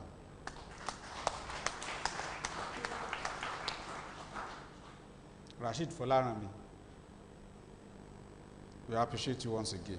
And to the representative of the Commissioner for Information and Civic Engagement in the state of Osun, Bukola Adelebide, thanks for being here. To the panelists, Dele Ajayi, Abimbola Babatunde, and Ahmed Oyegbade, thanks for a job well done. Hopefully, by July, the coming month of this year, another guest will be in the house. And we hope you join us as we have done today. For those who must have been trying to call but couldn't get through, we apologize. Next month will be much better. For those who have sent messages, part of your questions have been answered. Only those that were not answered were the one read. Join us again next month. Until then, Akinola Olabi is my name. I say thanks for being there always. Bye-bye for now.